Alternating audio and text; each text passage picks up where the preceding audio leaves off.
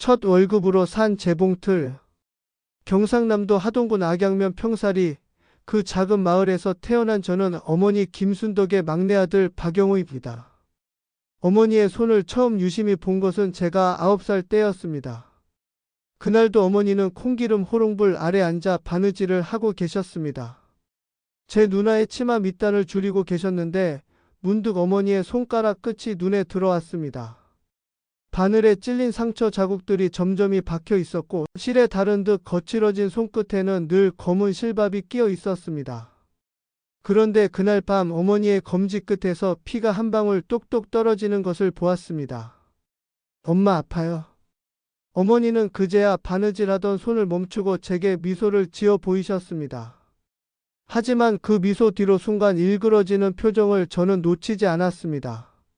아프긴 뭐가 아파. 우리 영호 입을 옷 만들어 주는데 우리 집은 정말 가난했습니다. 아버지는 남의 논에서 머슴살이를 하며 근근히 살림을 꾸려가셨고 6남매 중 막내인 저는 형들이 입던 옷을 계속 물려받아 입었습니다. 그것마저 너무 떨어지면 어머니가 밤새워 기워주셨습니다. 어머니의 하루는 새벽 4시부터 시작되었습니다. 솥에 불을 떼서 미음을 끓이고 김치 항아리에서 김치를 꺼내 밥상을 차리고 우물가에서 빨래를 하고 밭에 나가 일을 하시고 저녁이면 우리 남매들의 옷가지를 기우며 밤 12시가 넘어서야 주무셨습니다. 특히 겨울밤이면 호롱불 심지를 높이 올리고 앉아서 이불을 기우곤 하셨습니다.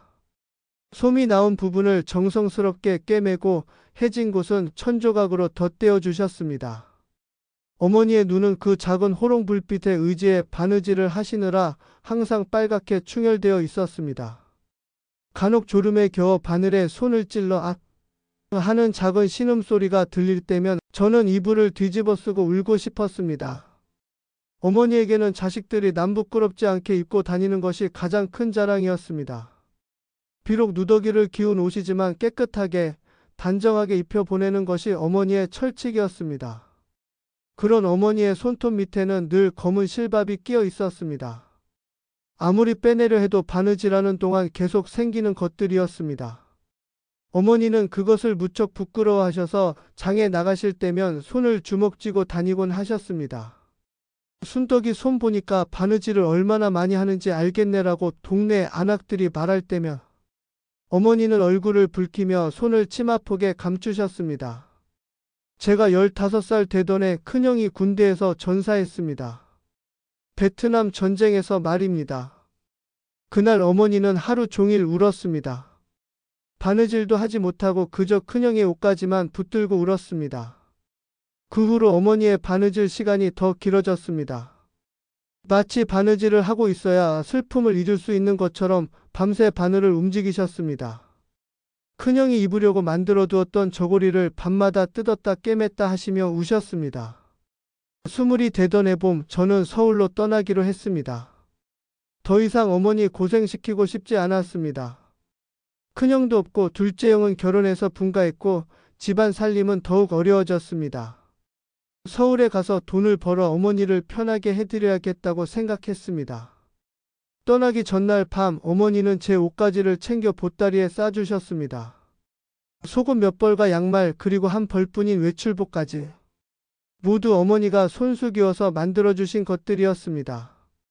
얘야 서울 가서 아프지 마라. 엄마가 멀리서라도 기도할게. 네 엄마.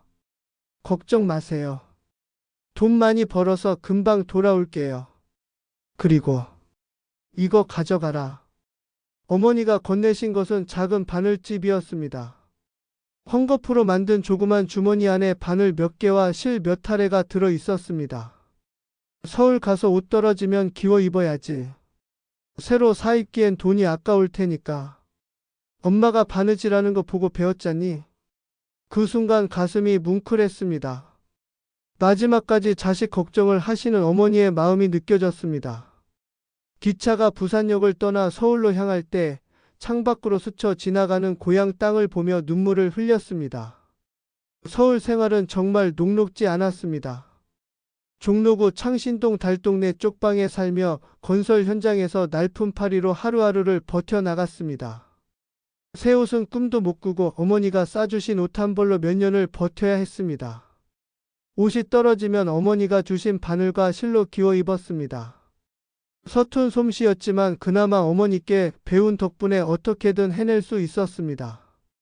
바느질을 하다 보면 어머니 생각이 났습니다. 콩기름 호롱불 아래서 밤새 바느질 하시던 어머니의 모습이 눈에 선했습니다. 가끔 바늘에 손을 찔러 피가 날 때면 더욱 어머니가 그리웠습니다. 어머니는 평생 이런 고생을 하셨구나 하는 생각에 눈시울이 뜨거워졌습니다. 그런 서울 생활 3년째 드디어 정식 직장을 구할 수 있었습니다.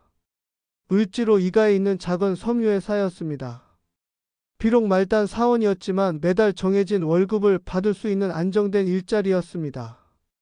첫 월급 봉투를 받던 날을 지금도 생생히 기억합니다. 2만 원이 들어있는 노란 봉투를 손에 쥐는 순간 가슴이 벅차올랐습니다. 그날 밤 창신동 쪽방에서 돈을 세어보며 계획을 세웠습니다. 방세 5천 원, 생활비 10,000원을 제외하고 남는 5천 원으로 뭘 할 수 있을까? 고향에 용돈을 보내드릴까? 아니면 제 옷을 하나 장만할까? 그런데 문득 어머니가 바느질 하시던 모습이 떠올랐습니다. 콩기름 호롱불 아래서 눈을 찡그리며 바늘구멍에 실을 깨려 하시던 모습, 손끝이 찔려 피가 나도 참고 바느질을 계속 하시던 모습이 말입니다. 그리고 큰형이 전사한 후 더욱 길어진 어머니의 바느질 시간, 밤새워 우시며 바늘을 움직이시던 모습도 함께 떠올랐습니다. 그래, 어머니께 재봉틀을 사드리자. 이제 더 이상 호롱불 아래서 눈 상하시며 바느질하지 마시고. 마음이 정해지자 잠이 오지 않았습니다. 어머니가 얼마나 기뻐하실까? 더 이상 밤마다 바늘에 손가락 찔리지 않아도 될 텐데.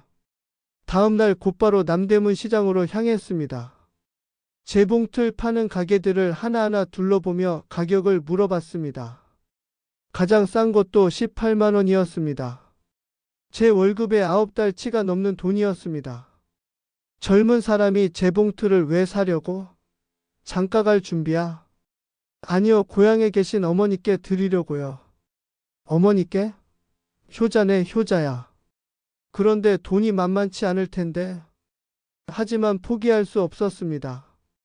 어머니가 평생 고생하신 것을 생각하면 이 정도는 해드려야 한다고 생각했습니다. 그때부터 제 생활은 완전히 바뀌었습니다. 아침은 물 한 컵으로 연명하고 점심은 거르고 저녁은 라면 하나로 때웠습니다. 하숙집 아줌마가 걱정할 정도로 말랐습니다. 영호야, 너 요새 왜 그렇게 안 먹니? 아픈 거 아니야? 아니에요, 괜찮아요. 그냥 입맛이 없어서요. 겨울에도 연탄을 아꼈습니다. 방에서 입김이 날 정도로 추워도 이불을 두껍게 덮고 견뎠습니다. 옷도 사지 않았습니다. 이미 누더기가 된 옷을 어머니께 배운 바느질로 계속 기워 입었습니다. 친구들이 술 한잔 하자고 해도 거절했습니다. 영화 보자고 해도 핑계를 댔습니다. 영호야, 너 요새 이상하다. 왜 이렇게 살아?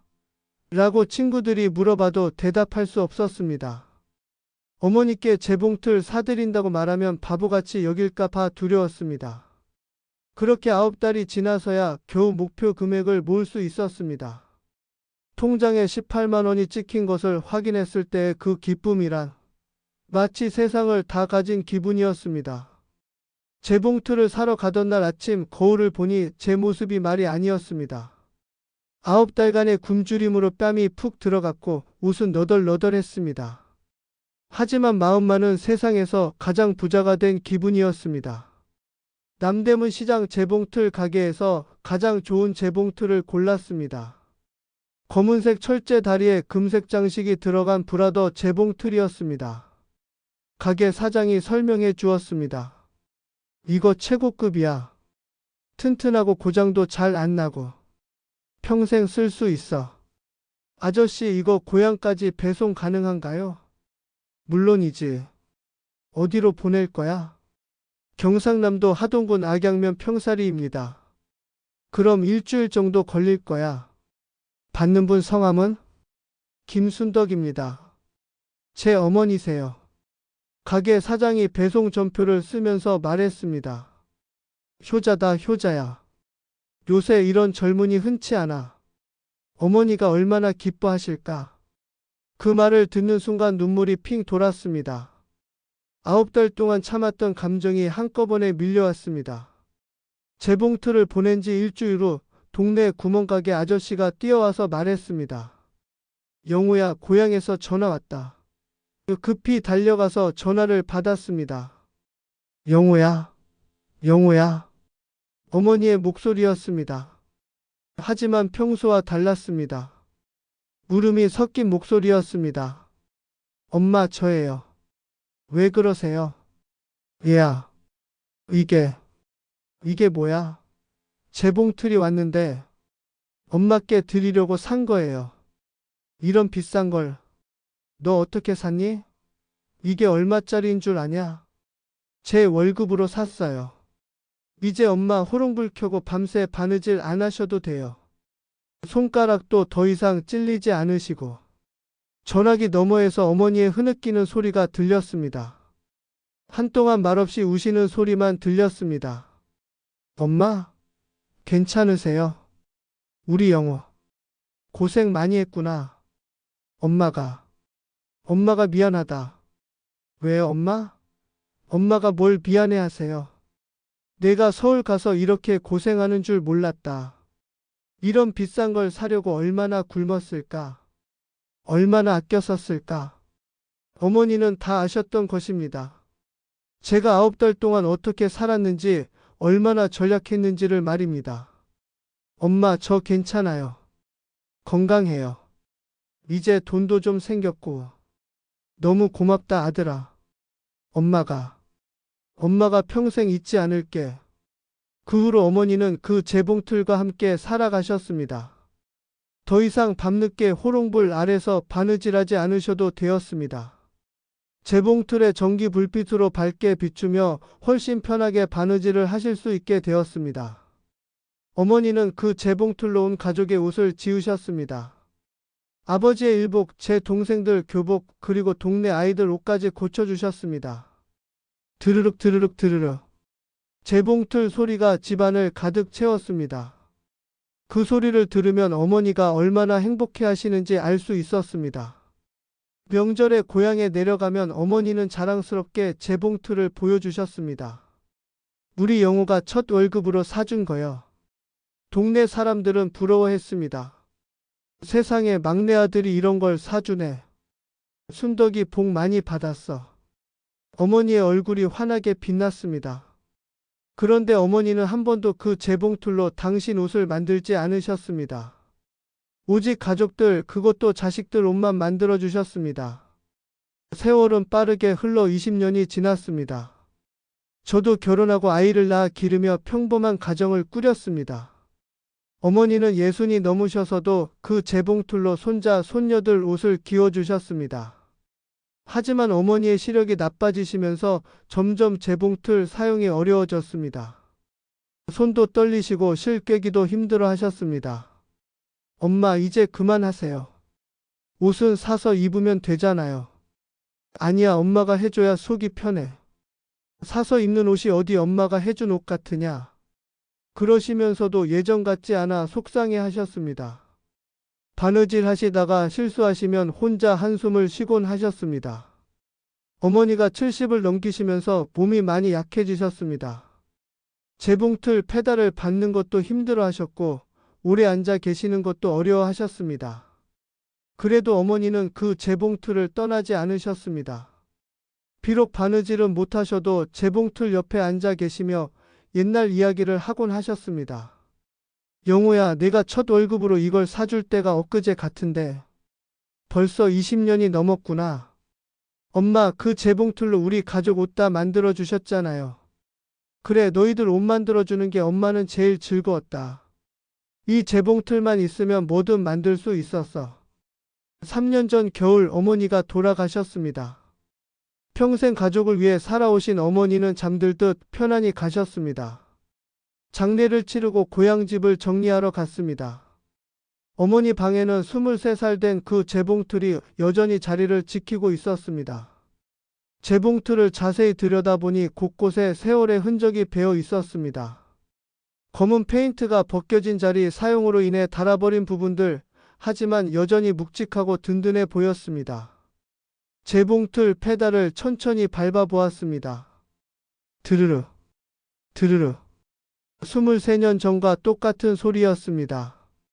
바늘이 천천히 위아래로 움직이는 모습을 보니 문득 어머니가 그리워졌습니다. 서랍을 열어보니 그 안에는 뜻밖의 것이 들어 있었습니다. 23년 전 제가 첫 월급으로 재봉틀을 사드렸을 때의 그 월급 봉투였습니다. 돈은 이미 없었지만 봉투는 고스란히 간직하고 계셨던 것입니다. 봉투 뒤편에는 어머니의 글씨로 이렇게 적혀 있었습니다. 영호 첫 월급. 재봉틀 사줬음. 1973년 11월 20일. 평생 간직하겠음. 고마운 내 아들. 그 순간 23년 동안 참았던 눈물이 터져 나왔습니다. 어머니는 정말 평생 그 월급 봉투를 간직하고 계셨던 것입니다. 요즘 제 아들 준호가 고향집에 놀러 갈 때마다 그 재봉틀을 신기해합니다. 아빠, 이게 뭐예요? 이건 할머니가 평생 사용하신 재봉틀이란다. 아빠가 첫 월급으로 할머니께 선물해 드린 거야. 와, 신기하다. 할머니가 이걸로 뭘 만드셨어요? 아빠 옷, 삼촌들 옷, 그리고 너희들 옷까지. 우리 가족 모든 사람의 옷을 만들어 주셨단다. 그날 이후로 그 재봉틀을 서울로 가져왔습니다. 제 집 거실 한쪽에 정성스럽게 모셔두었습니다. 가끔 밤에 재봉틀 앞에 앉아 생각합니다. 23년 전 제 첫 월급으로 산 재봉틀이 이제는 어머니의 유물이 되었습니다. 하지만 그 재봉틀 속에는 여전히 어머니 김순덕의 사랑이, 제요심이, 그리고 우리 가족의 따뜻한 추억이 고스란히 살아 숨쉬고 있습니다. 그 재봉틀은 단순한 기계가 아니었습니다. 그것은 사랑이었고 희생이었고 한 가족의 역사였습니다. 오늘 이야기를 들어주셔서 감사합니다. 영상 보시고 느끼신 감정을 댓글로 함께 나눠주세요. 여러분의 한마디가 누군가에겐 큰 위로가 될 수 있습니다. 영상이 마음에 드셨다면 구독과 좋아요, 응원 부탁드립니다. 항상 건강하시고 평안하시길 바랍니다.